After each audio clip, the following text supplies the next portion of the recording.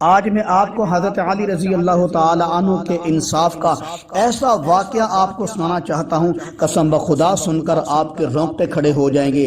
علی رضی اللہ تعالی عنہ نے اپنی بیٹی زینب رضی اللہ تعالی عنہ سے ایسا انصاف کا معاملہ کیا کہ ایسا واقعہ جو ہے آج تک دنیا کی تاریخ پیش کرنے سے قاصر ہے۔ توجہ فرمائیں، ایک مرتبہ حضرت علی رضی اللہ تعالی عنہ کی بیٹی حضرت زینب رضی اللہ تعالی عنہ نے عید کے دن بیت المال کے محافظ ابو رافع سے ایک ہار 3 دن کے لیے عاریتن لے لیا، یعنی ادھار لے لیا۔ ابو رافع رضی اللہ عنہ نے علی رضی اللہ عنہ کی بیٹی سمجھ کر ہار بیت المال سے دے دیا۔ وہ ہار بڑا قیمتی موتیوں والا تھا۔ حضرت زینب رضی اللہ تعالی عنہ نے عید کے دن پہن لیا۔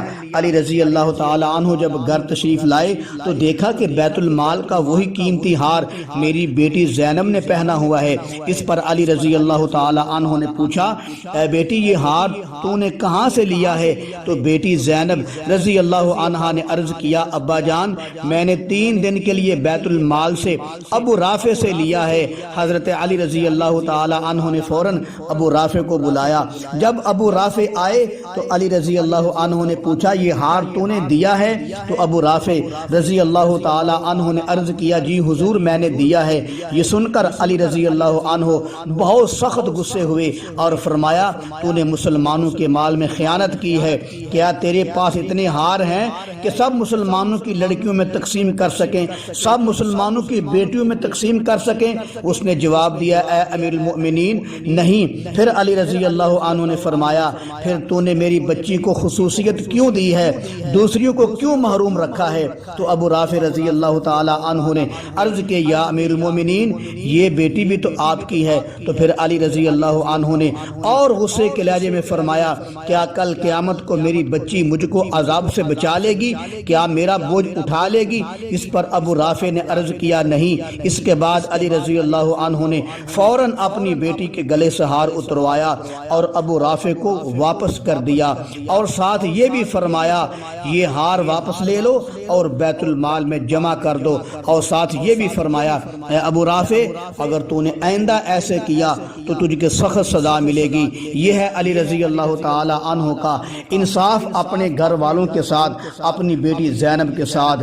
میں کہتا ہوں اگر ایسا انصاف ہو، نہ زلزلے آئیں گے، نہ بیماریاں پھیلیں گی، نہ بے وقتی بارشیں ہوں گی، نہ طوفانی آفتیں آئیں گی، نہ سیلاب آئیں گے۔ یہ زلزلوں کا آنا، بیماریوں کا آنا، یہ بے وقتی بارشیں آنا، جان لیوا سیلاب آنا، یہ سب بے انصافی کی وجہ سے ہے۔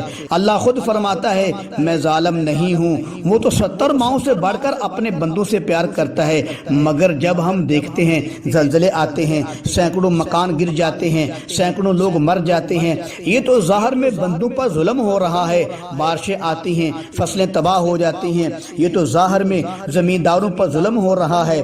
سیلاب آتے ہیں، جانور مال ڈنگر مر جاتے ہیں، یہ تو ظاہری طور پر ظلم نظر آتا ہے، اور اللہ کہتا ہے میں ظلم نہیں کرتا۔ اصل بات یہ ہے یہ زلزلے، بے وقتی بارشیں، جان لیوا سیلاب، یہ انسان کے اپنے ہاتھوں کی کمائی ہے۔ توجہ فرمائیں، زمیندار 50 ایکڑ گندم لگاتا ہے، اس میں کم از کم 50 توڑے عشر کے بنتے ہیں، اور نکالتا وہ صرف 3-4 توڑے ہے۔ اب بتاؤ اس نے اللہ کا حق مارا یا نہیں؟ زلزلوں کی وجہ یہ ہے لوگ شراب پیتے ہیں، لڑکیاں لڑکے ننگا ڈانس کرتے ہیں۔ رمضان کے مہینے میں دن دہاڑے شراب پی کر لڑکیوں کے ساتھ ڈانس کیا جاتا ہے۔ اب بتائیں زلزلے نہیں آئیں گے تو کیا من سلوا اترے گا؟ اسی کو قرآن کہتا ہے، ظہر الفساد فی البر والبحر بما کسبت ایدی الناس۔ یہ خشکی اور تری میں جو تباہی ہو رہی ہے وہ انسان کے ہاتھوں کی کمائی کی وجہ سے ہو رہی ہے۔